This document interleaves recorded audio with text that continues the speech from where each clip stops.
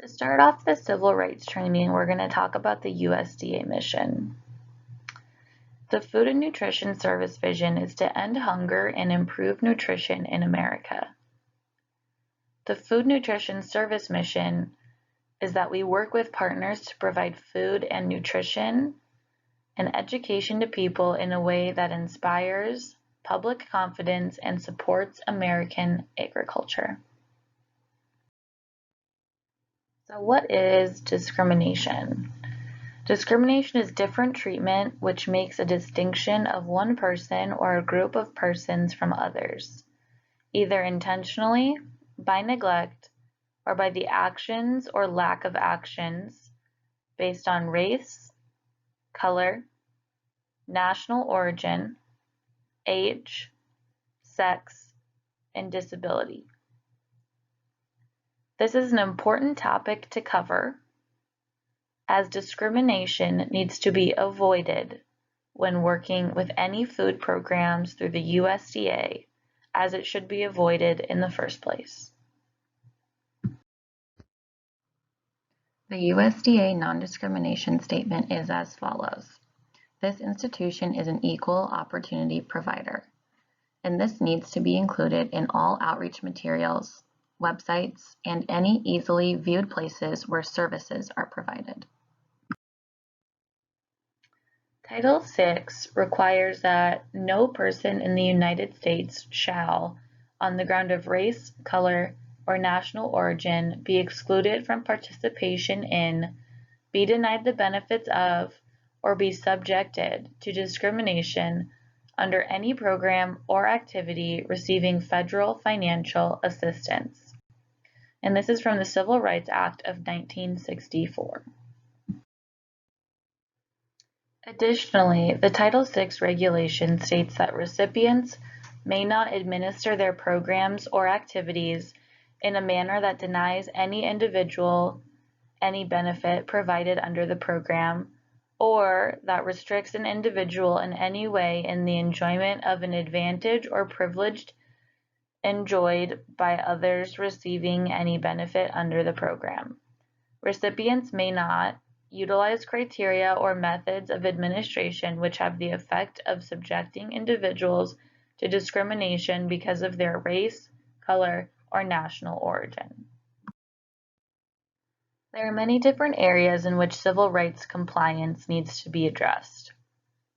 These would include assurances, public notification, civil rights training, racial and ethnic data collection, compliance reviews, complaints of discrimination, resolution of noncompliance, customer service, conflict resolution, serving clients with disabilities, and serving clients with limited English proficiency. The civil rights training to volunteers is allowable via written material or via PowerPoint presentation. The key of this training is to ensure that all volunteers and staff receive the proper training. All FNS assistance programs must include a public notification system. The purpose of this system is to inform applicants, participants, and potentially eligible persons of program availability, program's rights and responsibilities, the policy of non-discrimination, and the procedure for filing a complaint. There are multiple different elements of public notification. The first is program availability. You must inform applicants, participants, and potentially eligible persons of their program rights and responsibilities and the steps that are necessary for participation. Complaint information. We must advise applicants and participants at the service delivery point of their right to file a complaint, how to file a complaint, and the complaint procedures. And lastly, the non-discrimination statement. All informational materials and sources, including websites used by FNS, state agencies, local agencies, FSAs, or other subrecipients to inform the public about FNS programs must contain a non-discrimination statement. The statement is not required to be included on every page of the program website. At a minimum, the non-discrimination statement or a link to it must be included on the home page of the program information. Some good ways of publicizing the TFAP and CSFP programs to people who might be eligible and benefit from receiving USDA food and commodities would include, but is not limited to, flyers, public service announcements, new conferences, and websites. Non-discrimination is an extremely important practice for our agency. A full non-discrimination statement can be found at the link below. Please read through it. In order to file a complaint about non-discrimination, you can additionally follow the link below. Disability discrimination is prohibited. These civil rights laws protect persons with disabilities if they are potential applicants or participants in any FNS-funded programs. Sections 504 and 508 of the Rehabilitation Act of 1973 and USDA Implementing Regulation 7, Part 15b prohibits discrimination based on disability in programs or activities receiving federal financial assistance.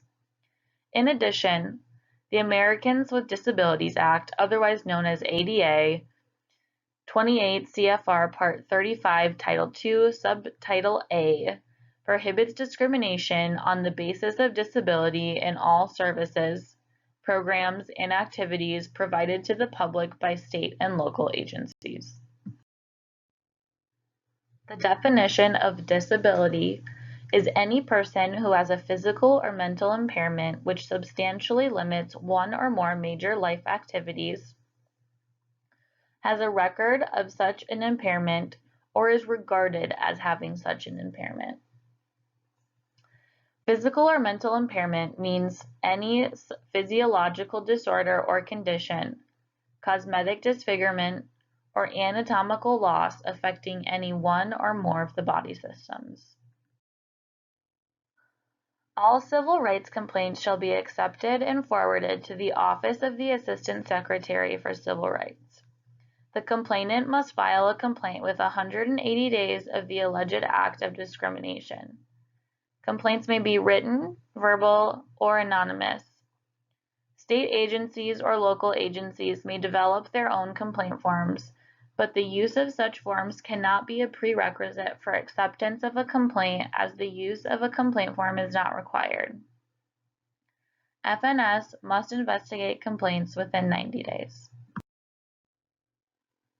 The civil rights complaint process, the complaint information should include name, address, and telephone number or other means of contacting the person alleging discrimination, the location and name of the organization or office that is accused of the discriminatory practices, and the nature of the incident or action or the aspect of program administration that led the person to allege discrimination.